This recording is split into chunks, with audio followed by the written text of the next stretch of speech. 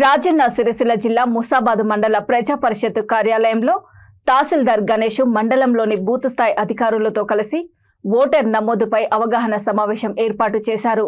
ఈ సందర్భంగా 2024 నాటికి 18 సంవత్సరాలు నిండిన యువతీ యువకులను ఓటర్ కార్డు నమోదు చేసుకునేలా చూడాలని తహసీల్దారు అధికారులకు తెలిపారు।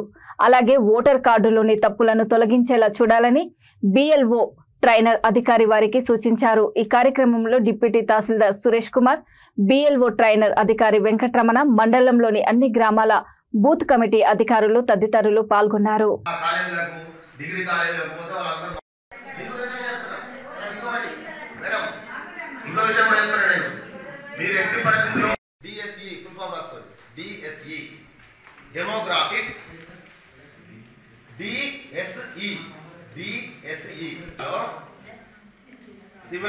డెమోగ్రాఫిక్ సిమిలర్ ఎంట్రీస్ అంటే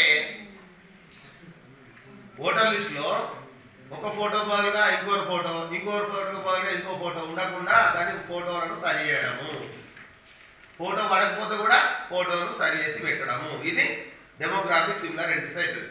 ఇంకోటి పిఎస్ఈ సవరణ చేయడం। ఇప్పుడు పిఎస్ఈ అంటే ఫోటోది, పిఎస్ఈ ఫోటో సిమిలర్ ఎంట్రీస్।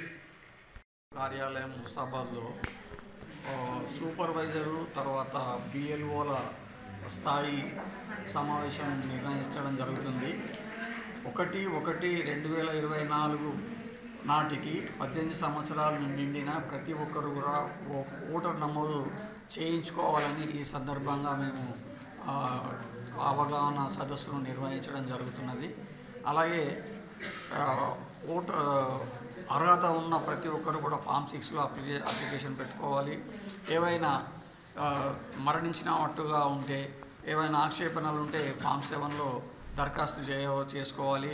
ఏవైనా సవరణలు ఉంటే అంటే ఇంటి పేరు తప్పు ఉండడం కానీ, తర్వాత పేరు తప్పు ఉండడం కానీ, జనన తేదీ తప్పు ఉన్నా, ఫోటో సరిగా లేకున్నా ఇవన్నీ కూడా ఫామ్ 8లో అప్లికేషన్ చేసుకోవాలని మా బిఎల్ఓలకు ఇవన్నీ తెలియజేయడం జరుగుతున్నది।